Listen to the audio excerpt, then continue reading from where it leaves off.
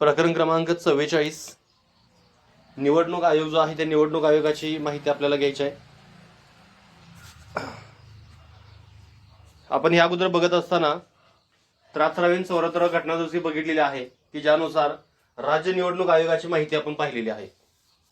राज्य निवडणूक आयोग जो पंचायत राज व्यवस्था किंवा शहरी स्थानिक स्वराज्य संस्था ज्या आहे या शहरी स्थानिक स्वराज्य संस्थेची निवडणुकीची प्रक्रिया पार पाडत असतोय, मतदार यादी तयार करत असतोय. तर त्याच पद्धतीने आपण विचार करत असताना सगळ्यात महत्त्वाच्या ज्या काही निवडणुका आहेत त्यामध्ये आपण लोकसभेची निवडणूक आपण त्यामध्ये पाहू शकतो. लोकसभा असेल किंवा राज्याची विधानसभा असेल तर ह्यांच्या ज्या काही निवडणुका असतील ह्या निवडणुका पार पाडण्यासाठी जी काही व्यवस्था आहे ती व्यवस्था कोण करतं तर हा जे काही निवडणूक आयोग जो आहे तर त्या निवडणूक आयोगाच्या द्वारे ही जी काही प्रक्रिया आहे ती प्रक्रिया पार पाडत असते. भारताच्या लोकशाहीचा आपण जर विचार जर केला तर भारताची लोकशाही कशी आहे, प्रत्यक्ष आहे का अप्रत्यक्ष आहे? अप्रत्यक्ष आहे. अप्रत्यक्ष म्हणजे काय की जनतेमधून काही लोक जे आहेत ते लोक प्रतिनिधी स्वरूपामध्ये निवडून गेलेले असतात आणि त्यांच्याद्वारे देशाचा कारभार जो आहे हा कारभार त्यामध्ये चालत असतोय. मग ह्यामध्ये आपण विचार करत असताना ही अप्रत्यक्ष स्वरूपाची जी काही लोकशाही आहे त्या लोकशाहीला एक चांगलं स्वरूप प्रदान करण्यासाठीची जी काही व्यवस्था आहे ती व्यवस्था म्हणजे काय असेल तर ही निवडणूक व्यवस्था आहे किंवा निवडणूक आयोग आपण ज्याला म्हणू शकतो. आता ह्या निवडणूक आयोगाच्या बाबतीमध्ये ज्या काही तरतुदी दिलेल्या आहेत ह्या कुठं दिलेल्या आहेत तर ही तरतूद दिलेली आहे कलम क्रमांक 324 मध्ये. कलम क्रमांक जे 324 आहे हे कलम 324 मध्ये अशी जी काही तरतूद आहे हे तरतूद दिलेली आहे. या अगोदर आपण बघत असताना कलम क्रमांक 325 आणि कलम क्रमांक 326 चा थोडा संदर्भ जो आपला गेलेला आहे बघा. आठवतोय बघा काय तुम्हाला? वयाची अट आणि अपात्रता. प्रौढ मतदाराच्या बाबतीमध्ये आपण विचार करू शकतोय. प्रौढ मतदार जे आहेत म्हणजे सुरुवातीचा जो काही टप्पा आपण बघितला त्या सुरुवातीच्या टप्प्यामध्ये ही दोन कलम आपली गेलेली आहेत. कलम क्रमांक 325 आपलं झालेलं आहे आणि कलम क्रमांक 326 जो आहे ह्या दोन कलमांचा अभ्यास जो आहे तो अभ्यास आपण या अगोदर केलेला आहे. काय ते कलम क्रमांक 325 सांगा? हा अपात्र ठरणार नाही असं आम्हाला सांगितलं. आणि दुसरं म्हणजे काय की प्रौढ मतदानाची जी आहे ती आम्हाला सांगितले. म्हणजे कलम क्रमांक 325 आणि कलम क्रमांक 326 चा जो काय भाग आहे तो भाग आपण बघितलाय. आता कलम क्रमांक 324 जे आहे ह्या कलम क्रमांक 324 मध्ये या निवडणूक आयोगाच्या स्थापनेची जी काही तरतूद आहे ही तरतूद त्यामध्ये करण्यात आली. स्थापनेची जी काही तरतूद आहे ती यामध्ये पण ही लक्षात घ्या ही निवडणूक आयोगाची जी काही व्यवस्था आहे ही व्यवस्था बघत असताना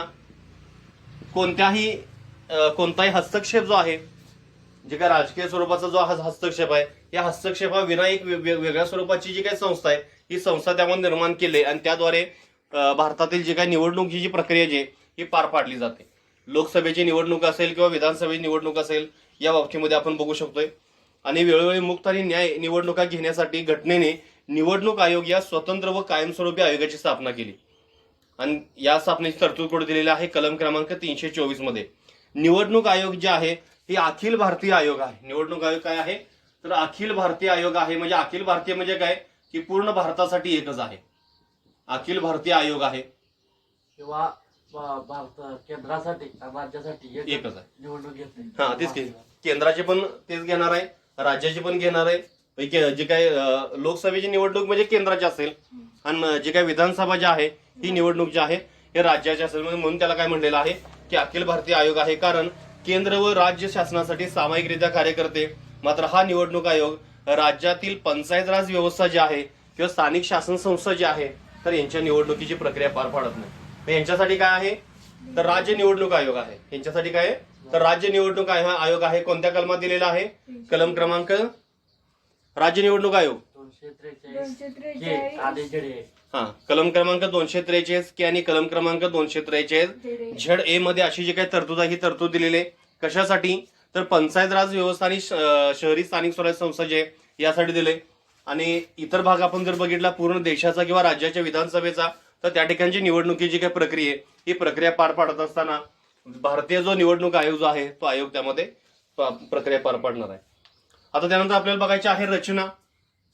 रचना जी आहे ती रचना आपल्याला अभ्यासायची आहे. रचना घटनेच्या कलम 324 मध्ये निवडणूक आयोगाशी संबंधित पुढील बाबी सांगितलेल्या आहेत. निवडणूक आयोग पुढील बाबींचे पर्यवेक्षण, निर्देशन आणि नियंत्रण करते. पर्यवेक्षण म्हणजे काय? सुपरविजन. काय काय करते? पर्यवेक्षण, निर्देशन आणि नियंत्रण. परवेशन म्हणजे त्यांना फक्त निर्देश असं असं करा असं निर्देश द्यायचा ना. ते नसतं परवेशन निर्देशाचा उपयोग नाही. नियंत्रण आवश्यक. कंट्रोलिंग जोपर्यंत येत नाही हा. त्या दोन गोष्टीला व्हॅल्यू. बरोबर आहे. म्हणजे ह्यामध्ये एक पर्यवेक्षण म्हणजे काय असेल की फक्त सुपरविजन करायचं, ते काम व्यवस्थितपणे पार पाडतात का नाही. निर्देशन म्हणजे काय की काम चांगल्या पद्धतीने पार पाडण्यासाठी त्यांना सूचना किंवा मार्गदर्शन करायचं, त्यांच्यासाठी ट्रेनिंगचे प्रोग्रामचं आयोजन करायचं. आणि नियंत्रण म्हणजे काय की त्यांच्यावर देखरेख ठेवत असताना योग्य पद्धतीनं जर काम जर केलं नसेल तर त्यांच्यावर कारवाई करण्याचा अधिकार देखील यांना आहे. म्हणजे तिन्ही बाबी लक्षात घ्या. पर्यवेक्षण असेल, निर्देशन असेल आणि नियंत्रण असेल, ही भूमिका असेल. आता हे कशा संदर्भात हे करणार आहेत तर संसदेच्या व प्रत्येक राज्य विधानमंडळाच्या सर्व निवडणुका पार पाडणे व त्यासाठी मतदार याद्या तयार करणे. सर्व निवडणुका ज्या आहेत कशाच्या असतील तर त्यामध्ये केंद्राच्या असतील किंवा राज्याच्या असतील, ह्या सर्व निवडणुका पार पाडणे आणि मतदार याद्या तयार करणे. मतदार याद्या तयार करणे यासाठी हे काय करणार आहेत, निर्देश देणार आहेत. यासाठी हे पर्यवेक्षण करणार आहेत आणि नियंत्रण देखील करणार आहेत. म्हणजे सर्व जे काही देशातील जे काही व्यवस्था आहे, निवडणुकीची काही व्यवस्था आहे, त्या व्यवस्थेची महत्वाची भूमिका कोणाकडे असेल तर ह्या निवडणूक आयोग, भारतीय निवडणूक आयोग जो आहे तर त्या निवडणुकी आयोगाकडे असेल. केंद्र आणि राज्यातील असणाऱ्या सर्व ज्या काही निवडणुका ज्या आहेत पंचायत राज व्यवस्था सोडून, तर ह्या निवडणुका ते घेणार आहेत आणि मतदार याद्या ज्या आहेत हे तयार करण्यासाठी मदत करणार आहेत. दुसरा आहे राष्ट्रपती व उपराष्ट्रपती यांच्या निवडणुका पार पाडणे. राष्ट्रपतीची निवडणूक असेल किंवा उपराष्ट्रपतीची निवडणूक असेल तर ह्या निवडणुका ज्या आहेत ह्या पार पाडणे असे देखील यामध्ये सांगितले. राष्ट्रपतीची निवडणूक कशी असते, एकल संक्रमणीय प्रमाणशील प्रतिनिधित्व म्हणजे अप्रत्यक्ष स्वरूपामध्ये असणार आहे. मग त्यामध्ये प्रेफरन्स जे आहे ते प्रेफरन्स त्यामध्ये द्यायचं असतं. प्रत्येकाला जो काही प्रेफरन्स आहे तो प्रेफरन्स देऊन त्याची जी काही निवडणूक आहे ती निवडणूक, जसे आपण शिक्षक मतदारसंघ असेल किंवा पदवीधर मतदारसंघ असेल त्यांची जर आता पुढे तुम्ही पदवीधर आहात किंवा निश्चित देखील पुढल्या वर्षी होईल पदवीधर, तर त्यानंतर तुम्हाला पदवीधर जे काय तुम्ही मतदान करणार आहे ती कसं असतं तर एकल संक्रमणीय प्रमाणशीर प्रतिनिधित्वाच्या पद्धतीनुसार असणार. प्रोसिजर. मग त्यामध्ये आपण बघत असताना यावरून निवडणूक आयोगामार्फत कोणकोणत्या निवडणुका पार पाडल्या जातात. एक आहे राष्ट्रपतीची, एक आहे उपराष्ट्रपतीची, लोकसभेची, विधानसभेची, राज्यसभेची आणि विधान परिषदेची. म्हणजे सर्व ज्या काही निवडणुका आहेत या निवडणुका कोण पार पाडणार आहेत, केंद्राच्या आणि राज्याच्या ह्या जे काही निवडणूक आयोग आहे तर हा निवडणूक आयोग पार पाडणार आहे. म्हणजे काय काय आलं बघा यामध्ये, केंद्राच्या आणि राज्याचा आपण ज्यावेळी विचार करणार आहे, केंद्र आणि राज्य म्हणजे काय, केंद्राच्या कोणकोणत्या असतात तर लोकसभेची निवडणूक असेल आणि राज्यसभेची असेल. राज्याचे कोणते असेल, विधानसभेची असेल आणि विधान परिषदेची असेल. त्याचबरोबर राष्ट्रपती, उपराष्ट्रपती यांच्या ज्या काही निवडणुका आहेत त्या निवडणुका पार पाडण्यासाठी प्रयत्नशील राहणार आहे. त्यानंतर दुसरा भाग आपण जर पाहिला, निवडणूक आयोग हा मुख्य निवडणूक आयुक्त आणि राष्ट्रपती वेळोवेळी निश्चित करतील तेवढ्या संख्येने अन्य निवडणूक आयुक्त यांचा मिळून बनलेला असेल. म्हणजे हा जो काही निवडणूक आयोग जो आहे हा किती व्यक्तींचा असेल तर ह्यामध्ये सांगत असा निवडणूक आयोग जो आहे हा निवडणूक आयुक्त आणि राष्ट्रपती जे आहेत हे राष्ट्रपती वेळोवेळी निश्चित करतील तेवढे अन्य निवडणूक आयुक्त त्यामध्ये असणार आहेत. एक मुख्य निवडणूक आयुक्त असणार आहे आणि त्याचबरोबर अन्य निवडणूक आयुक्तांची जर त्यामध्ये घ्यायचं असेल तर हे कोण ठरवणार आहे तर मुख्य निवडणूक आयुक्त आणि मुख्यमंत्री हे वेळोवेळी निश्चित करतील तेवढी संख्या असेल. लक्षात घ्या, निवडणूक आयोगांची जे काही इतर आयुक्त जे आहेत ते इतर आयुक्तांची संख्या असं आपण म्हणून, एक आयुक्त तर असणारच आहे. इतर आयुक्तांची संख्या जी आहे तर त्यामध्ये सांगत असताना काय सांगितलं की निवडणूक आयोगाचा प्रमुख जो आहे, आयुक्त जो आहे हा आयुक्त आणि राष्ट्रपती वेळोवेळी निश्चित करतील तर तेवढ्या प्रमाणामध्ये काय असणार आहे तर ही संख्या जी आहे ती संख्या ठरली जाणार आहे. त्यानंतर मुख्य निवडणूक आयुक्त आणि अन्य निवडणूक आयुक्त यांची नेमणूक कोण करणार आहे तर यांची नेमणूक करत असताना राष्ट्रपती नेमणूक करणार आहेत. नेमणूक जे आहेत हे राष्ट्रपती करणार आहेत, नेमणूक राष्ट्रपती करणार आहेत. अन्य निवडणूक आयुक्तांची नेमणूक करण्यात आल्यास मुख्य निवडणूक आयुक्त हा निवडणूक आयोगाचा अध्यक्ष म्हणून काम करेल. म्हणजे आपण काम विचार करत असताना जसं आपण वॉर्ड समिती बघितली, आठवते का वॉर्ड समिती, त्या वॉर्ड समिती कशी असते की 2-3 वॉर्डाची असते. जर 2-3 जेवढे वॉर्ड त्यामध्ये घेतलेले आहेत तर त्यातला प्रत्येक त्यामध्ये काय असतोय एक सदस्य असतो आणि तो जर एका वॉर्डाची एक जर समिती असेल तर तो त्या ठिकाणी काय असेल अध्यक्ष म्हणून त्या ठिकाणी काम करत असतोय. तसंही ह्यामध्ये आपण जर बघितलं तर मुख्य निवडणूक आयुक्त जो आहे हा एकटा असेल तर तो आयुक्त म्हणून राहणार आहे आणि जे काही इतर आयुक्त जे आहेत 2 किंवा 3 आयुक्त जर त्यामध्ये घेतले असतील तर तो त्यामध्ये अध्यक्ष म्हणून काम करणार आहे. कोण? मुख्य निवडणूक आयुक्त जो आहे हा अध्यक्ष म्हणून काम करेल. कधी अध्यक्ष म्हणून काम करेल? जर इतर जे काही आयुक्त आहेत त्या आयुक्तांची नेमणूक जर त्यामध्ये करण्यात जर आली असेल तर त्यातला जो मुख्य निवडणूक आयुक्त जो आहे तो काय असेल? अध्यक्ष असेल. राष्ट्रपती निवडणूक आयोगाला मदत करण्यासाठी आयोगाची विनिमय करून आवश्यक वाटतील तसे प्रादेशिक आयुक्त देखील नियुक्त करू शकतात. जे काही प्रादेशिक आयुक्त जे आहेत, रिजनल आपण ज्याला म्हणतोय कमिशनर, तर प्रादेशिक आयुक्त देखील नेमणूक जी आहे म्हणजे महाराष्ट्रासाठी असेल, कर्नाटकसाठी असेल किंवा वेगवेगळे जे काही राज्य आहेत तर त्या राज्यासाठी असेल तर प्रादेशिक आयुक्ताची देखील नेमणूक जे ती नेमणूक त्यामध्ये करू शकतात. असे आयुक्त प्रत्येक लोकसभा, विधानसभा व विधान परिषदेच्या द्वैवार्षिक निवडणुकीपूर्वी स्थापन करता येतील. असे जे काय आहेत तर ते सांगत असताना काय सांगितलं, कधी करायचंय तर प्रत्येक लोकसभा असेल, विधानसभा असेल, विधान परिषदेच्या जे काही निवडणुकीच्या अगोदर 1-2 वर्ष जे आहेत तर ते स्थापन करण्यात येतील सांगितलेलं किंवा त्यांना पद जे आहे ते पद त्यामध्ये देण्यात येईल. प्रादेशिक आयुक्त समजा आता महाराष्ट्राची निवडणूक घ्यायची, कधी निवडणूक घ्यायची महाराष्ट्राची? 2 वर्षांतर समजा निवडणूक आहे लोकसभेची, तर ज्या काही मतदारसंघाच्या मतदारांची याद्या तयार करणं असेल किंवा इतर जे काही काम आहेत हे कामं योग्य पद्धतीने पूर्ण व्हावेत म्हणून महाराष्ट्रासाठी एखादा प्रादेशिक आयुक्त नेमू शकतात 2 वर्ष अगोदर. निवडणूक आयुक्त व प्रादेशिक आयुक्त यांची सेवा शर्ती व पदावधी हे राष्ट्रपतीच्या नियमाद्वारे निर्धारित केल्या जातील. म्हणजे यांचा जो काही पदावधी जो आहे हा पदावधी काय असेल तर राष्ट्रपतीच्या नियमानुसार राष्ट्रपती निर्धारित करणार आहे. पण यांना पदावरून दूर करायचं असेल तर सर्वोच्च न्यायालयाच्या न्यायाधीशाला ज्या पद्धतीने पदावरून दूर केलं जाणार आहे तर त्या पद्धतीने यांना पदावरून दूर केलं जाणार आहे. आपण या अगोदर देखील बघितलेलं आहे, ह्या बाबी सर्व आपण अभ्यासलेले आहेत. म्हणजे यांचा पदावधी जो आहे हा राष्ट्रपती निश्चित करेल, परंतु त्यांना पदावरून दूर करायचं असेल तर त्यामध्ये जे काही मुख्य निवडणूक आयुक्त आणि पदावरून दूर करत असताना जो काही मुख्य निवडणूक आयुक्त जो आहे याला पदावरून जर दूर करायचं असेल तर सर्वोच्च न्यायालयाच्या न्यायाधीश जसं पदावरून दूर केलं जाणार त्या पद्धतीने असेल. आणि इतर जे काही आयुक्त असतील किंवा प्रादेशिक आयुक्त असतील तर यांना पदावरून दूर करायचं असेल तर मुख्य निवडणूक आयोगाची शिफारस आवश्यक आहे. लक्षात घ्या. मग ह्यामध्ये आपण विचार करताना मुख्य निवडणूक आयुक्त असतील, इतर आयुक्त असतील आणि प्रादेशिक आयुक्त असतील असे 3 भाग आपण बघू शकतोय. म्हणजे निवडणुकीच्या बाबतीमध्ये आपण जर बघितलं तर ह्यामध्ये 3 जे काही टप्पे आहेत हे टप्पे असतील. त्यामध्ये मुख्य असेल, मुख्य निवडणूक आयुक्त, इलेक्शन कमिशनर आपण ज्याला म्हणतोय, त्यानंतर इतर निवडणूक आयुक्त असतील आणि त्यानंतर प्रादेशिक निवडणूक आयुक्त असतील. हे ह्याला मदत करण्यासाठी आहेत. आणि हे जे आहेत हे त्या राज्यात असणाऱ्या काही निवडणुका आहेत तर निवडणुका पार पाडायच्या अगोदर लोकसभेची किंवा विधानसभेची तर त्यांची नेमणूक जी आहे त्यामध्ये होऊ शकते. आणि मुख्य निवडणूक जो आयुक्त आहे यांना पदावरून जर दूर करायचं असेल तर सर्वोच्च न्यायालयाच्या न्यायाधीश ज्या पद्धतीने पदावरून दूर केलं जाणार त्या पद्धतीनं, आणि इतरांना जर दूर करायचं असेल तर त्यासाठी देखील त्यांची शिफारस, मुख्य निवडणूक आयुक्ताची शिफारस जी ती शिफारस असल्याशिवाय त्यांना पदावरून दूर केलं जाणार नाही.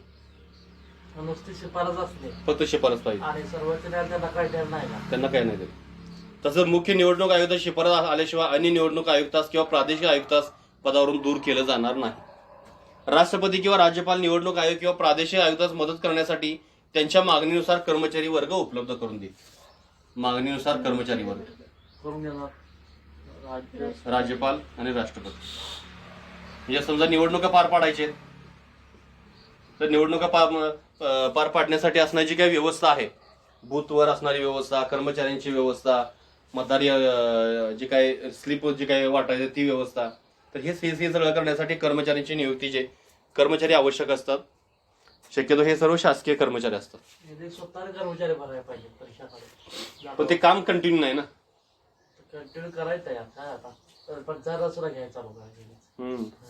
मग राज्य निवडणूक आयुक्त बरखास्त करायला पाहिजे. मग राज्य निवडणूक आयोग बरखास्त करायला ना आपण दोघांना कॉमन कर्मचारी लावायचे, इकडे पळाय तिकडे नाही. पण ते बरोबर म्हणजे त्यांचं मत काय माहिती आहे, हे काम काय कंटिन्यू जास्त नाही.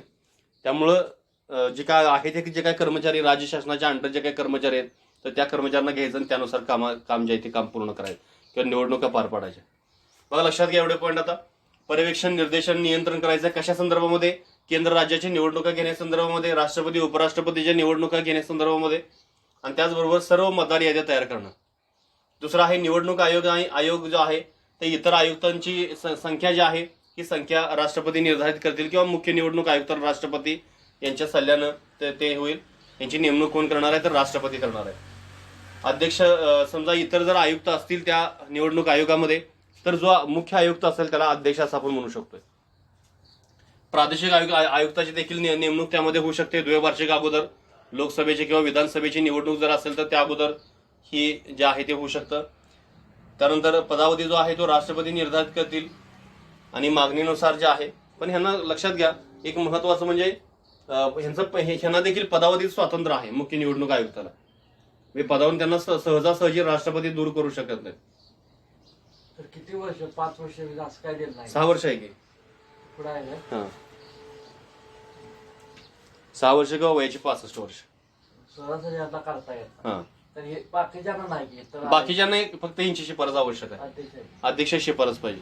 अध्यक्ष शिफारस असल्याशिवाय त्यांना काढता येणार नाही. अध्यक्ष अध्यक्ष दबाव शिफारस लावू शकत असली नाही. ह्या सदस्याला काढून टाकत तर तू लगेच काढून टाकणार. हा तर अध्यक्ष शिफारस देता विचार करताना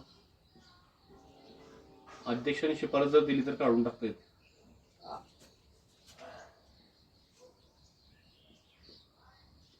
निवडणूक आयुक्त जे आहे ते आता बघायचं आपल्याला बहुसदस्यीय. 1950 मध्ये स्थापन झाल्यापासून 15 ऑक्टोबर 1989 पर्यंत निवडणूक आयोगानं एक सदस्यीय आयोग म्हणून काम केलं. कधीपासून तर 1950 पासून ते 1989 पर्यंत. 1950 पासून 1989 पर्यंत काय असेल एक सदस्यीय म्हणजे म्हणून काम केलं. म्हणजे या निवडणूक आयोगामध्ये कुठलाही इतर आयुक्त नव्हता. फक्त एकच आयुक्त असा आहे मुख्य निवडणूक आयुक्त जो आहे या मुख्य निवडणूक आयुक्ताद्वारे जे काही काम आहे हे काम त्या ठिकाणी केलं जात होतं. पण 1989 आपण जर पाहिलं तर 16 ऑक्टोबर 1989 रोजी कधी तर 16 ऑक्टोबर 1989 रोजी आपण जर बघितलं तर इतर 2 जे आहे निवडणूक आयुक्त जे आहे त्यामध्ये समाविष्ट केले. कारण एक अध्यक्ष तयार झाला. हा तर त्यामुळे तिथून एक अध्यक्ष जो आहे तो अध्यक्ष तयार झाला. आता 16 ऑक्टोबर 1989 या अगोदरचा आपण भाग जर पाहिला तर 1950 पासून ते 1989 पर्यंतचा जर विचार केला 15 ऑक्टोबर 1989 पर्यंत तर ही काय होतं तर एक सदस्यीय हा निवडणूक आयोग होता. त्यामध्ये सदस्य किती होते म्हणजे एकच व्यक्ती होता जो मुख्य निवडणूक आयुक्त होता. पण 16 ऑक्टोबर 1989 राष्ट्रपतींनी काय केलं इतर 2 आयुक्तांची निवड जी ती निवड केली. का केली तर त्यासाठी सगळ्यात महत्वाचं काय झालं की 21 वय जे आहे ते वय किती आणलेलं होतं 18 आणलेलं होतं. त्यामुळे त्यांचा कामाचा जो काही व्याप आहे किंवा ताण जो आहे हा ताण त्यामध्ये वाढला होता. मतदारसंघाची जी काही संख्या आहे ती संख्या वाढलेली होती. कोणत्या घटना दुरुस्तीनं 61वी घटना दुरुस्ती 1988 म्हणून 89 केले. म्हणून ते 89 काय केलेलं आहे की इतर 2 निवडणूक आयुक्त जे आहे तर आयुक्त त्यामध्ये नेमण्यात आले आहेत. मतदानाचे वय 21 वरून 18 असे कमी केल्याने वाढलेल्या कामाच्या ओझ्यामुळे असे करण्यात आले. म्हणजेच निवडणूक आयोग बहुसदस्यीय बनला ज्यामध्ये एक मुख्य निवडणूक आयुक्त व 2 अन्य निवडणूक आयुक्तांचा समावेश झाला. मात्र जानेवारी 1990 मध्ये पुन्हा अन्य निवडणूक आयुक्ताची पदे रद्द करण्यात आली व पुन्हा आयोगास एक सदस्य बनवलं. परत काय झालं की 1990 जानेवारी 1990 काय झालं की परत जो आहे तो काय झाला एक सदस्यीय झाला. म्हणजे परत काय केलं की इतर 2 जे काही निवडणूक आयुक्त जे काय होते तर इतर 2 निवडणूक आयुक्त ही पद परत काय झाली ती कॅन्सल केली रद्द करण्यात आली. आणि जानेवारी 1990 मध्ये पुन्हा जो काय आयोग आहे तो काय झाला एक सदस्यीय आयोग जो आहे तो आयोग त्यामध्ये झाला. ऑक्टोबर 1993 मध्ये राष्ट्रपतींनी पुन्हा 2 निवडणूक आयुक्ताची नेमणूक करून आयोगास बहुसदस्यत्व बनवलं. परत 1993 राष्ट्रपतींनी परत काय केलं की बहुसदस्यीय केलं. 1993 काय केलं परत बहुसदस्यीय केलं. पुन्हा 2 निवडणूक आयुक्तांची नेमणूक केली. जे 2 निवडणूक आयुक्त आहेत तर त्या आयुक्तांची त्यामध्ये नेमणूक केली. तेव्हापासून आजपर्यंत निवडणूक आयोगाने बहुसदस्यीय म्हणून काम केले आहे. 1993 पासून आजपर्यंतचा विचार जर केला तर निवडणूक आयोग कसा आहे तर बहुसदस्य आहे. इथपर्यंतचा भाग थोडा लक्षात घ्या. निवडणूक आयोग जे आहे ते बहुसदस्यीय सुरुवातीला 1950 पासून ते 15 ऑक्टोबर 1989 पर्यंत जो आहे तर हा आयोग काय होता एक सदस्यीय आयोग होता की ज्यामध्ये फक्त मुख्य निवडणूक आयुक्त जो आहे तो आयुक्त त्यामध्ये कार्यरत होता. 16 ऑक्टोबर 1989 इतर 2 निवडणूक आयुक्तांची नेमणूक करण्यात आली. आणि त्यासाठी महत्वाचं कारण काय सांगितलं की मतदानाचं जे काही वय आहे ते 21 वरून 18 केल्यामुळं मतदारांची संख्या वाढलेली आहे. कामाचा ताण जो काय किंवा कामाचं ओझं जे हे ओझं वाढलेलं आहे आणि त्यामुळं आणखीन 2 निवडणूक आयुक्तांची आवश्यकता आहे. पण परत काय झालं की जानेवारी 1990 मध्ये परत ते एक सदस्य केलं. जे काही 2 निवडणूक आयुक्त जे होते त्यांचं पद परत रद्द करण्यात आलं आणि एक सदस्य बनवलं आणि 1993 पासून ते आजपर्यंत काय आहे ते बहुसदस्य आहे. 1993 पासून ते आजपर्यंतचा विचार आपण जर केला तर हे कसं आहे तर बहुसदस्य आहे की ज्यामध्ये एक मुख्य निवडणूक आयुक्त आणि 2 इतर निवडणूक आयुक्त जे आहेत ते त्यामध्ये असतील. मुख्य निवडणूक आयुक्त आणि 2 निवडणूक आयुक्त यांना सारखेच अधिकार आहेत. त्यांच्यामध्ये मतभेद जर निर्माण झाला तर बहुमताने निर्णय होईल. ही जी काही 2 आहेत त्यामध्ये मुख्य निवडणूक आयुक्त एक आहे आणि इतर जे काय आहे त्यामध्ये इतर 2 आहेत म्हणून समजा अशी एकूण किती झाली 3 जी काही संख्या आहे ती संख्या झाली आहे. एखादा निर्णय त्यांना घ्यायचा आहे तर कुठलाही निर्णय जर घ्यायचा असेल तर मुख्य निवडणूक आयुक्त असेल आणि इतर जे काही निवडणूक आयुक्त असतील तर ह्या दोघांना काय आहे तर सारखेच अधिकार आहेत. हे मुख्य आहेत म्हणून यांना अधिकार जास्त आहे असं नाही. फक्त यांना महत्वाचा अधिकार कोणता आहे तर एखाद्याला जर काढून जर टाकायचं असेल तर ती शिफारस आहे ती शिफारस महत्वाची आहे. पण ह्यामध्ये आपण जर एखादा निर्णय घ्यायचा आहे बहुमताने समजा निर्णय घ्यायचा आहे समजा जे काही मतदानाचं वयाच्या बाबतीमध्ये असेल मतदार याद्याच्या बाबतीमध्ये असेल मतदारसंघाच्या परिसीमनाच्या बाबतीमध्ये असेल तर असा समजा एखादा महत्वाचा निर्णय घ्यायचा आहे तर हा निर्णय कसा होणार आहे तर तो बहुमताने निर्णय होणार आहे. आणि बहुमताने निर्णय होत असताना ह्या मुख्य निवडणूक आयुक्त ह्याचं देखील एकच मत आहे ह्याचं एक मत आहे ह्याचं एक मत असे एकूण 3 जी मत आहेत ही 3 मतं ग्राह्य धरली जाणार आहेत. आणि 3 पैकी 2 मतं ज्या ठिकाणी असेल तर ते जे आहे ते काय होणार आहे तो निर्णय त्यामध्ये होणार आहे. म्हणजे असं आपण म्हणू शकत नाही की मुख्य निवडणूक आयुक्त जो आहे हा मुख्य आहे त्यामुळे त्याला अधिकार जास्त आहेत. त्याच्या तो ज्या पद्धतीने सूचना देणार आहे किंवा सांगणार आहे त्या पद्धतीने काम करावं लागेल. या तिघांनाही अधिकार एकसारखाच आहे. म्हणजे कुठलाही ज्यावेळी निर्णय होणार आहे तर तो निर्णय काय होणार आहे बहुमताने होणार आहे. एखाद्या निर्णयामध्ये असा असेल की जो काही मुख्य निवडणूक आयुक्त एका बाजूने देईल त्यातला एक व्यक्ती एका बाजूने देईल आणि दुसरा जो आहे तो जर विरोधात जर असेल तर ह्या दोघांची मतं त्यामध्ये ग्राह्य धरली जातील. म्हणजे जो काही निर्णय असेल त्या निर्णयानुसार म्हणजे बहुमत म्हणजे काय असं नाही का म्हणजे आता हा मुख्य आयुक्त आहे हा आणि इतर 2 सदस्य आहे या 2 सदस्यांचं एक मत झालं तर हा तेच की तोच निर्णय होणार. मग मुख्य म्हणून असं काही वेगळं नाही. मुख्य म्हणून काही वेगळं नाही. ही जे काही 2 सदस्य आहेत समजा एखादा निर्णय घेत असताना मतदानाचा वयाच्या बाबतीमध्ये आता तो फक्त ही शिफारस करू शकतात. पण इतर कुठला समजा एखादा निर्णय घ्यायचा आहे मतदाराच्या यादीच्या बाबतीमध्ये निर्णय घ्यायचा आहे तर निर्णय घेत असताना या दोघांचं मत एकसारखंच आहे. आणि जो काही मुख्य निवडणूक आयुक्त आहे याचं मत जे आहे ते मत थोडंसं वेगळं आहे. ही दोघंही आहेत म्हणून ही जी मतं किती झाली 2 झाली. त्याचं मत किती झालं 1 झालं म्हणजे बहुमत यांचं झालं. हे जे काही निर्णय घेणार आहेत तो त्यामध्ये होईल. काही ठिकाणी असं असेल की मुख्य निवडणूक आयुक्त ह्यातला जो काही पहिला व्यक्ती आहे ह्याचं मत एकसारखं असेल. म्हणजे जो काही बहुमत जे आहे ते बहुमत यामध्ये तुम्ही लक्षात घ्यायचं. बहुमताद्वारे निर्णय जो आहे तो त्यामध्ये होणार आहे. तसेच त्यांना सारखाच पगार व भत्ते मिळतात. भत्ते देखील कसं होतील सारखाच पगार मिळणार आहे आणि भत्ते त्यामध्ये मिळणार आहेत. न्यायालयाच्या आणि हे जे काही पगार आणि भत्ते जे असतील हे पगार भत्ते कसे आहेत सर्वोच्च न्यायालय जे आहे त्या सर्वोच्च न्यायालयाच्या न्यायाधीशाप्रमाणे पगार असतील किंवा भत्ते असतील हे कसे आहेत सर्वोच्च न्यायालयाच्या न्यायाधीशाप्रमाणे.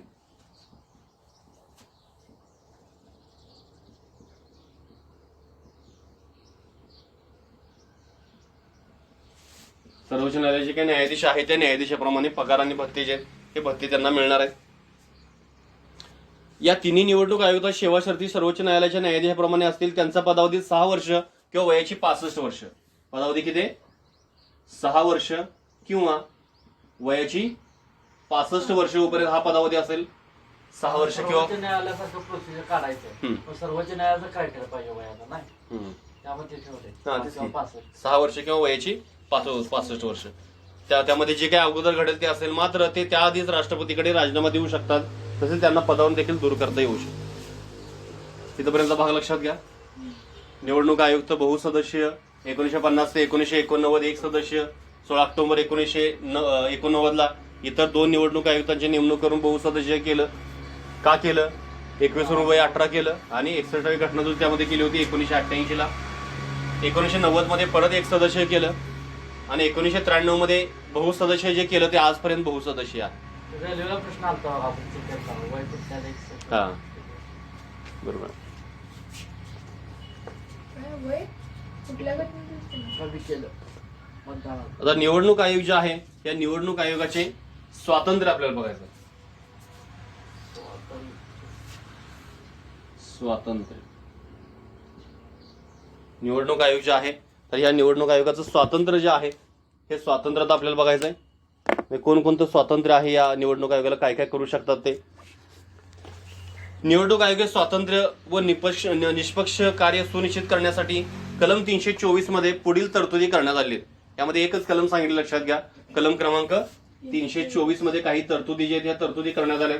त्यातली पहिली तरतूद, मुख्य निवडणूक आयुक्तांना पदावधीची सुरक्षा प्रदान करण्यात आलेली आहे. त्यांना केवळ सर्वोच्च न्यायालयाच्या न्यायाधीशाप्रमाणेच पदावरून दूर करता येते, म्हणजेच त्यांची नेमणूक राष्ट्रपती करतात, मात्र ते राष्ट्रपतीच्या मर्जीने पद धारण करत नाहीत. म्हणजे लक्षात घ्या, हे कोणाबाबत आहे? हे फक्त मुख्य निवडणूक आयुक्ताच्या बाबत आहे. म्हणजे मुख्य निवडणूक आयुक्त जे आहे या मुख्य निवडणूक आयुक्ताला काय आहे तर पदावधीची सुरक्षा देण्यात आलेली आहे. पदावधीची सुरक्षा आहे. त्यांची जी काही नेमणूक आहे ती नेमणूक कोण करणार आहे? राष्ट्रपती करणार आहे. पण ते राष्ट्रपतीच्या मर्जीने पद धारण करत नाहीत, जसं आपण राज्यपालाच्या बाबतीमध्ये म्हणू शकतोय. बरोबर आहे का? राज्यपाल राज्यपाल जे आहे हे राष्ट्रपतीच्या मर्जीने पद धारण करत असतात. पण जो मुख्य निवडणूक आयुक्त जो आहे या मुख्य निवडणूक आयुक्ताला पदावधीची सुरक्षा आहे. त्यांची नेमणूक जी आहे हे नेमणूक राष्ट्रपती करणार आहेत, पण राष्ट्रपतीच्या मर्जीनुसार ते आपलं पद जे आहे हे पद धारण करत नाहीत. आणि त्याला जर पदावरून जर दूर जर करायचं असेल तर सर्वोच्च न्यायालयाच्या न्यायाधीशाप्रमाणे म्हणजे संसदेच्या दोन्ही सभागृहांनी विशेष बहुमताने ठराव पारित जर केला तर त्यांना पदावरून दूर करता येणार आहे. ते आपण पहिलं ठराव मांडायचा, लोकसभेत अध्यक्ष होणार घ्यायचा का नाही, चौकशी परत होणार त्याची, समिती शिफारस केल्यानंतर मतदान होणार, न्यायाधीश राधा स्वामी का काय. बरोबर. यामध्ये महत्वाचा भाग म्हणजे काय आहे तर यांना पदावधीची सुरक्षा जी आहे ही सुरक्षा करण्यात आली. दुसरा आहे मुख्य निवडणूक आयुक्तांची सेवा शर्तीमध्ये हानिकारक होईल असा बदल होणार नाही. हानिकारक किंवा नुकसानकारक जो आहे होणार नाही.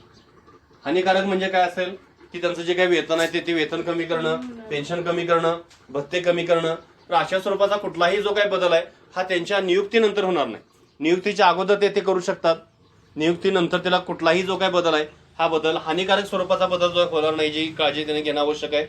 अन्य निवडणूक आयुक्त किंवा प्रादेशिक आयुक्त यांना निवडणूक आयुक्त शिफारसीविना पदावरून दूर करता येत नाही. इतर जे काही दोघं आहेत कोणकोणते अन्य निवडणूक आयुक्त असतील आणि प्रादेशिक निवडणूक आयुक्त असतील तर यांना जर पदावरून जर दूर करणं आवश्यक आहे तर यांची शिफारस जी आहे ही शिफारस मिळाल्याशिवाय यांना पदावरून दूर करता येणार नाही. कुणा शिफारस?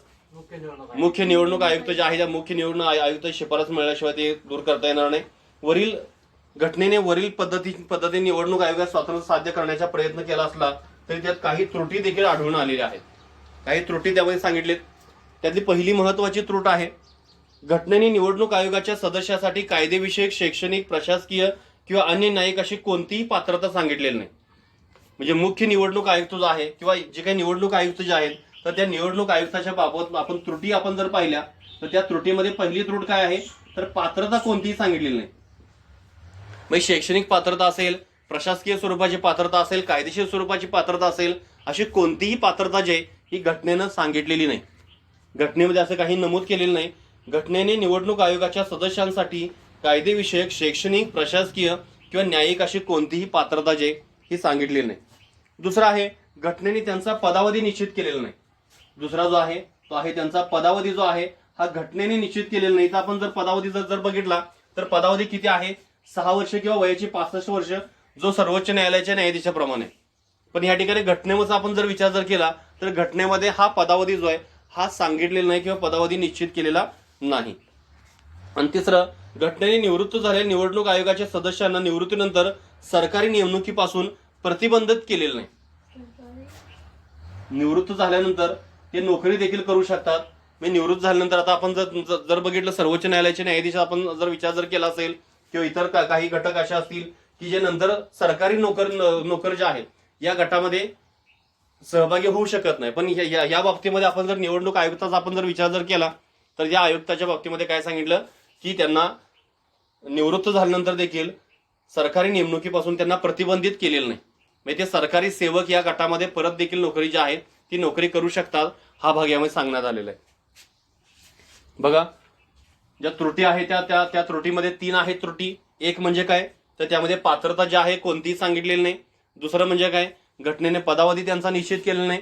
आणि तिसरं म्हणजे काय, की निवृत्तीनंतर ते सरकारी सेवा ज्या आहेत किंवा सरकारी नोकर म्हणून देखील काम करू शकतात. लाभाचं कोणतंही पद जे आहे हे ते धारण करू शकतात. म्हणजे त्याला प्रतिबंधित केलेलं नाही. अशी अनेक पदं आहेत की ज्या पदाला प्रतिबंधित केलेलं आहे, राष्ट्रपती असेल, उपराष्ट्रपती असेल, राज्यपाल असेल, तर यांना जे काही लाभाचं पद जे आहे ते लाभाचं पद ते घेऊ शकत नाही असं सांगितलं. पण या ठिकाणी निवडणूक आयुक्ताच्या बाबतीमध्ये आपण जर बघितलं तर त्यांना प्रतिबंधित केलेलं नाही. ते सरकारी सेवक होऊ शकतात निवृत्तीनंतर देखील, इथून रिटायर झाल्यानंतर देखील. पुढं आता आपल्याला बघायचं ह्यातला पुढचा पॉईंट, अधिकार व कार्य. एवढं फोटो मारा.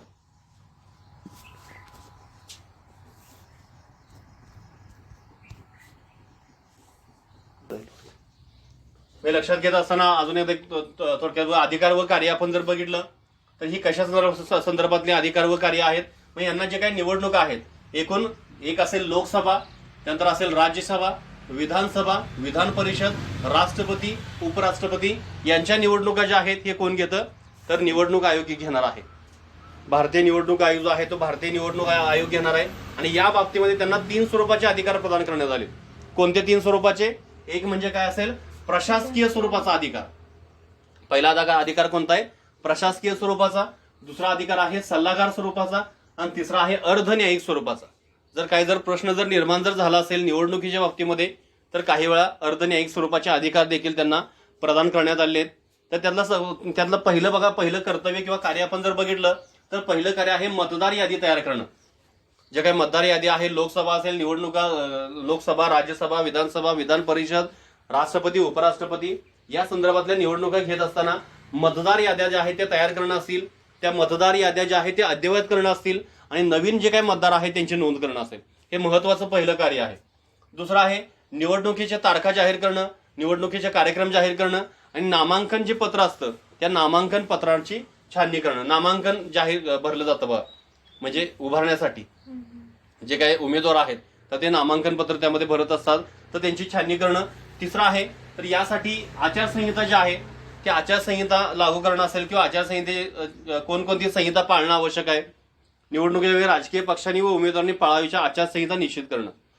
आचारसंहिता म्हणजे काय असेल की कोणत्या प्रकारचं तुमचं आचरण असावं याची नियमावली आहे. त्या काळामध्ये असणारे जे काही नियमावली आहे ती नियमावली त्यामध्ये सांगितले, ज्याला आपण आचारसंहिता म्हणणार आहे. त्यानंतर चौथा पॉईंट आहे निवडणुकीच्या वेळी राजकीय पक्षांच्या धोरणाच्या प्रचारासाठी रेडिओ व टीव्हीवर कार्यक्रम सूची तयार करणे. त्यांचे जे काही प्रचार करायचा आहे त्या प्रचारासाठी रेडिओ आणि टीव्हीवर कार्यक्रम सूची तयार करणे.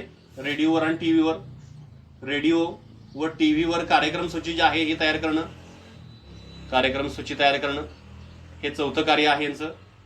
म्हणजे काय, प्रचारासाठी त्यांना वेळ द्यायचा ना रेडिओवर त्या पक्षासाठी, म्हणजे आपण बातम्यावर राहतो तसं ऍडव्हर्टाईजसाठी.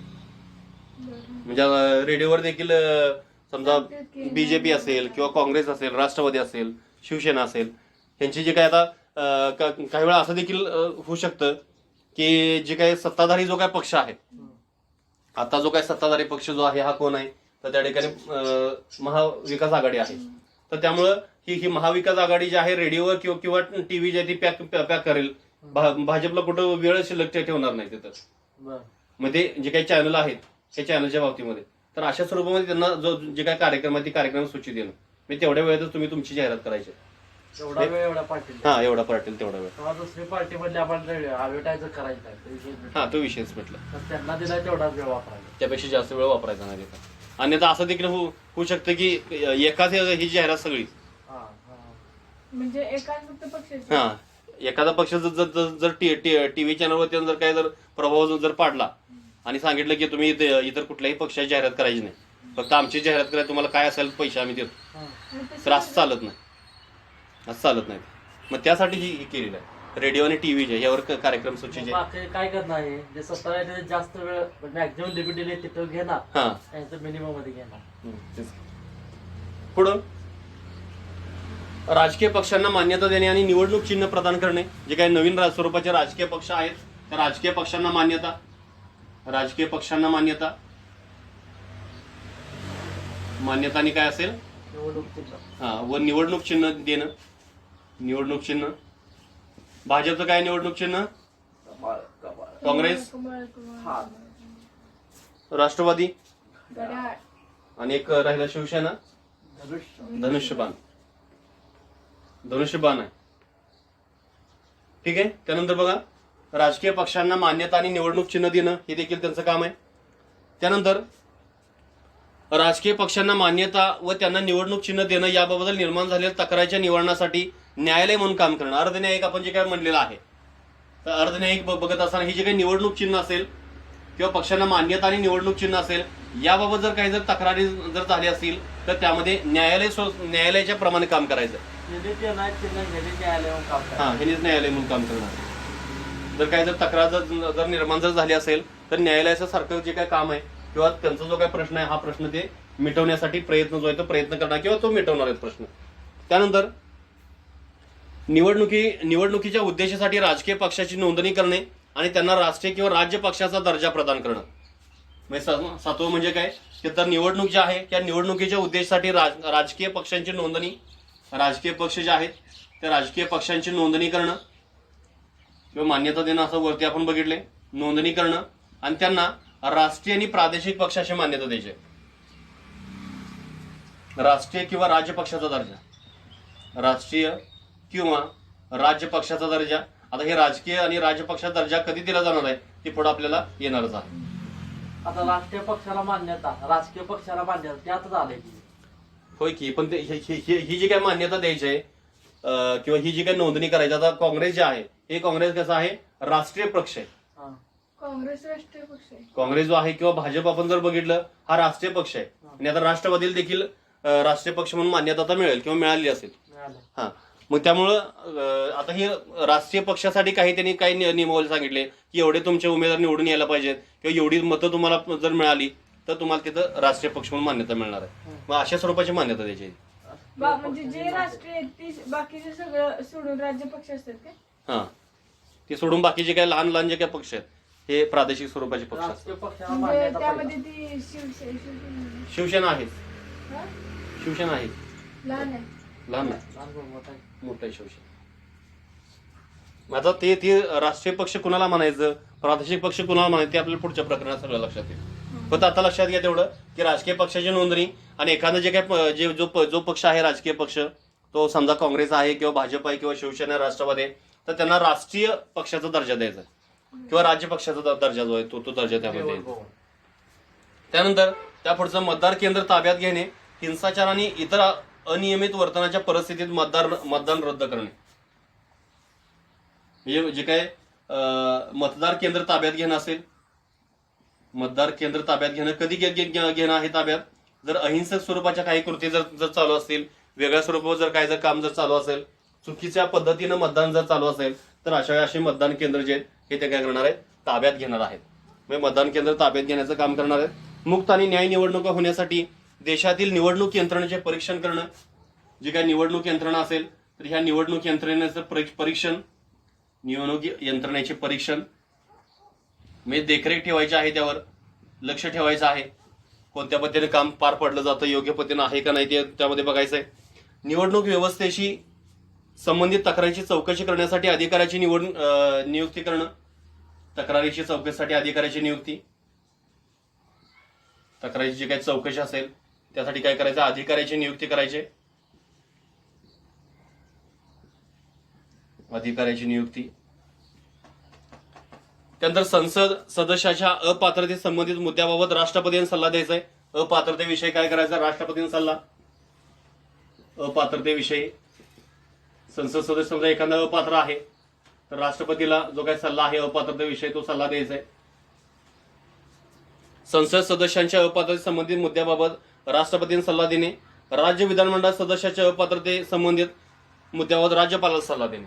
म्हणजे हा सल्ला कोणाला असेल, पहिला आहे राष्ट्रपतीला संसद सदस्याच्या बाबतीमध्ये, आणि इथं आहे राज्य विधानमंडळ सदस्य जे आहेत तर यावर सल्ला कोणाला द्यायचा आहे तर राज्यपालाला सल्ला देणं. कशा संदर्भामध्ये? अपात्रतेविषयी. संसद सदस्याच्या अपात्रतेविषयी सल्ला कोणाला द्यायचा आहे? राष्ट्रपतींना द्यायचा आहे. आणि दुसरा भाग आपण जर पाहिला तर काय आहे, तर राज्य विधानमंडळ सदस्य जे काही सदस्य आहेत तर त्यांच्या अपात्रतेविषयी सल्ला जो आहे हा कोणाला द्यायचा? तर राज्यपालांना द्यायचा आहे. निवडणुका पार पाडण्यासाठी आवश्यक असल्यास राष्ट्रपती किंवा राज्यपालाकडे कर्मचारी वर्गाची मागणी आवश्यकता जर भासली असेल, की जी काही पूर्ण प्रक्रिया जी आहे प्रक्रिया पार पाडण्यासाठी कर्मचारी वर्गाची आवश्यक जर असेल तर त्या कर्मचारीची मागणी जी ती मागणी यामध्ये केली जाणार आहे. राष्ट्रपतींना तसेच राज्यपालांना अशी मागणी जी ही मागणी जे काही निवडणूक आयोग जो आहे ते निवडणूक आयोग करणार आहे. राष्ट्रपती राजवटीखाली असल्यावर राज्यात निवडणुका घेता येईल का नाही याबाबत राष्ट्रपतींनी सल्ला देणे. समजा एखादं जे काय राज्य आहे त्या राज्यामध्ये काय आहे तर राष्ट्रपती राजवट जे आहे ते राष्ट्रपती राजवट सुरू आहे, तर अशा राज्यामध्ये जे काही निवडणुका जे घेता येतील का किंवा येणार नाही तर याबाबत राष्ट्रपतींनी सल्ला देणं. म्हणजे राष्ट्रपती राजवटीच्या बाबतीमध्ये राष्ट्रपती राजवट या निवडणुका ज्या आहेत त्या निवडणुका घेता येतील किंवा येणार नाहीत याबाबतचा जो काही सल्ला आहे हा सल्ला देणं. आता समजा एखादं राज्य आहे ते त्या राज्यामध्ये राष्ट्रपती राजवट लागू आहे आणि राष्ट्रपती राजवट लागू झाल्यानंतर त्या राज्यामध्ये काय करायचंय? निवडणुका घ्यायच्या आहेत. तर ते निवडणुका घेऊ शकतात किंवा शकत नाहीत. तर अशा संदर्भातला जो काही सल्ला आहे हा सल्ला काय करायचा? राष्ट्रपतींनी द्यायचा आहे. संसदेच्या परिसीमन आयोग कायद्याच्या शिफारसीच्या आधारावर देशातील मतदारसंघाचे प्रादेशिक क्षेत्र निश्चित करणे आणि त्याची पुनर्रचना करणे. म्हणजे मतदारसंघाचं परिसीमन असेल किंवा पुनर्रचना, मतदारसंघ जे आहे त्या मतदारसंघाचं परिसीमन आपण ज्याला म्हणतोय, सीमा ठरवायच्या आहेत, लोकसंख्या ठरवायची आहे, मतदारसंघ ठरवायचे आहेत, हे निश्चित करायचं आहे. बघा यामध्ये काय काय आपण बघितलेलं आहे. तर ही वेगळ्या स्वरूपाची कार्य जी ही आपल्याला बऱ्यापैकी यातली माहिती आहे. म्हणजे एखादा प्रश्न पुढे जर आला तर आपण याचं उत्तर व्यवस्थित लिहू शकतोय. पण त्यामध्ये लक्षात घ्या काय काय आहेत. तर एक म्हणजे त्यात मतदार यादी तयार करणं असेल, ते अद्ययावत करणं असेल आणि नवीन मतदाराची नोंदणी करणं ही पहिलं कार्य आहे. दुसरं आपण जर बघितलं तर निवडणुकीच्या तारखा जाहीर करणं, कार्यक्रम निश्चित करणं आणि नामांकन जे काय पत्र असेल त्याची छाननी करणं असेल उमेदवाराच्या. तिसरं आहे निवडणुकीसाठी आचारसंहिता जाहीर करणं. त्यांचा चौथा पॉईंट आपण जर बघितला रेडिओ आणि टीव्ही कार्यक्रमामध्ये ह्यांचा प्रचार करण्यासाठी जे काही पक्ष आहेत किंवा उमेदवार आहेत त्यांच्या प्रचारासाठी त्यांना वेळ देणं. राजकीय पक्षांना मान्यता देणं आणि निवडणूक चिन्ह जे आहे हे त्यांना निवडणूक चिन्हाचं वाटप करणं. राजकीय पक्षांना मान्यता आणि निवडणूक चिन्हाच्या बाबतीमध्ये जर काही तक्रार निर्माण झाली असेल तर त्या ठिकाणी न्यायालय म्हणून काम करायचं आहे. त्यापुढे जर बघितलं तर राजकीय पक्षांची नोंदणी, राष्ट्रीय किंवा राज्य पक्षांचा जो काही दर्जा आहे तो दर्जा द्यायचा आहे. मतदार केंद्र ताब्यात घ्यायचं. अहिंसक स्वरूपाच्या कृती चुकीच्या स्वरूपाचं मतदान जर झालं तर अशा वेळी मतदार केंद्र जे हे ताब्यात घेणार आहेत. निवडणूक यंत्रणेचं परीक्षण करणार आहेत. पूर्ण देशाचा आपण जर विचार केला तर पूर्ण देशामध्ये निवडणूक यंत्रणा योग्य प्रकारे सुरू आहे किंवा नाही तर या बाबतीमध्ये त्यांचं परीक्षण करणार आहे. तक्रारीची चौकशी करण्यासाठी अधिकाऱ्यांची नियुक्ती केली जाणार आहे. अपात्रतेविषयी सांगितलेलं आहे. संसद सदस्यांच्या अपात्रतेविषयीचा जो काही सल्ला आहे हा राष्ट्रपतींनी देणार आहेत. राज्य विधानमंडळाच्या जे सदस्य अपात्र आहेत तर त्याविषयीचा जो सल्ला आहे तो राज्यपालांना देणार आहेत. ही जी काही निवडणूक यंत्रणा आहे त्या निवडणूक यंत्रणेमध्ये जर कर्मचाऱ्यांची आवश्यकता जर असेल तर कर्मचाऱ्यांची मागणी करणार आहेत. राष्ट्रपतींच्याकडे असेल किंवा राज्यपालांच्याकडे असेल. आणि राष्ट्रपती राजवटीखाली असणारे जे काही राज्य आहेत तर त्या राज्यामध्ये निवडणूक घेणं शक्य आहे किंवा नाही याबाबतचा सल्ला जो आहे हा राष्ट्रपतींना देणार आहेत. आणि मतदारसंघाचं परिसीमन जे आहे ते त्यामध्ये करणार आहेत. अशा स्वरूपाची कार्य जी आहेत ही कार्य यांना पार पाडायला हवं. थोडक्यामध्ये आपण जर बघितलं हे जे प्रकरण आहे त्या प्रकरणामध्ये एकाच कलमाचा जास्त आपण विचार केलाय. कलम क्रमांक 324 नुसार ज्या विविध स्वरूपाच्या ज्या तरतुदी आहेत या तरतुदी आपण पाहिलेल्या आहेत. अलग लक्षात बघा सर्व. आणि इथं हे प्रकरण जे आहे हे संपलेलं आहे. हे प्रकरण जे आहे हे प्रकरण या ठिकाणी संपलेलं आहे.